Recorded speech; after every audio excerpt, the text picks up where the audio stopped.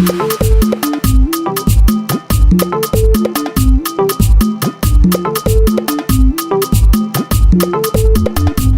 is such a beautiful thing. In fact, it's a big deal. In Eastern Nigeria, the traditional marriage is the first part of the marriage ceremony.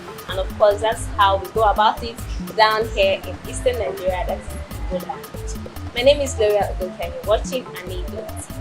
Each tribe is identified with the particular way they celebrate their traditional marriage because of their distinct cultural practices. And I am Onyewoye, Igbo Queen. Today we'll be showcasing traditional marriage as it is done in the southeastern parts of Nigeria, that is igboland, Igbo. So if you're eyeing somebody you want to get married to, you better keep watching. Just like every other part of Africa, the southeastern parts of Nigeria have specific processes in which they conduct their traditional marriage ceremony. The first and foremost step is the Ikwakanozo, translated directly as knocking on the door. This is when the groom visits the bride's family with his own family members. It's always quiet, it's always a private event, but this is the very first step of the traditional marriage ceremony. This marks the official beginning of the first step of the marriage. So it's at this point that the marriage process has been kicked off officially. The second process after the Ikwaka is what we call the Iju-ese. And in this process, the bride's family and also the groom's family go out and make investigations about each other. The bride family goes to ask about the groom's family and the groom's family goes to ask about the bride's family to know if both families can be compatible for the bride and groom to finally start their marriage process. It's at this second stage that you know that there is FBI in igboland. The next step is the igboibu-ego.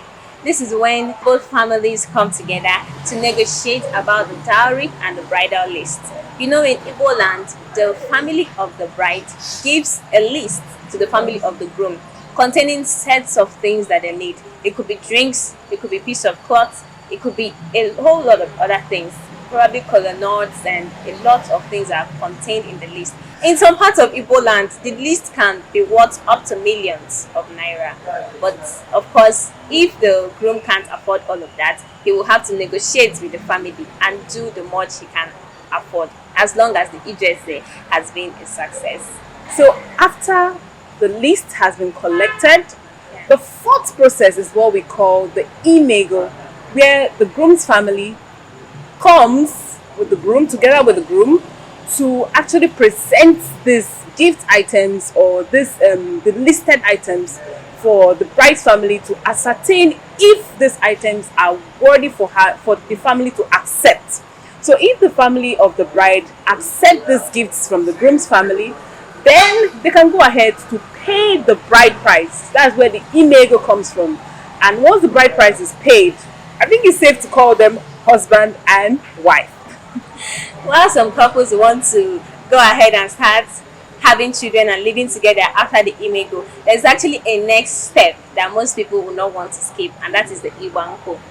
What happens at the Igba Nkwu is an open ceremony, more like a witnessing of the latest couple in town. During the Igba Nkwu, translated as wine carrying, the bride with a cup of wine shows the public who her husband is.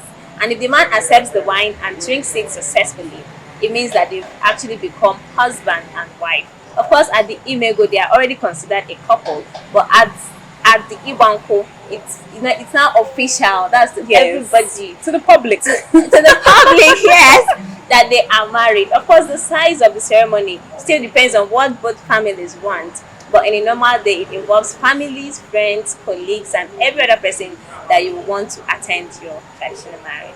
Okay, so basically, these are the 5 processes that we go through in the Igbo land when it comes to the traditional marriage ceremonies. But of these 5, the imego is the most important because this is where it symbolizes that the groom and the groom's family has bought the bride,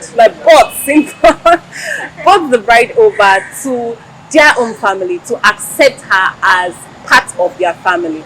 So if this particular 4th process of the traditional marriage is not done, the marriage ceremony is not complete. So that's it That's for right. yes, the traditional marriage processes we have in Igbo land. Hope you enjoyed today's video. Don't forget to share this video. If you're married, still share it. If you're married, it's most important that you share it, because who knows, you might end up married an Igbo woman. You better get ready. So my name is Gloria Ogunke, and thanks for watching Anego TV. Like, share, and subscribe to our channel for more Igbo-centric content. And I am Onyinye Nwoye. Do well to always like, comment, and share our videos as we bring you more on juicy Igbo-centric content. We love you. Bye.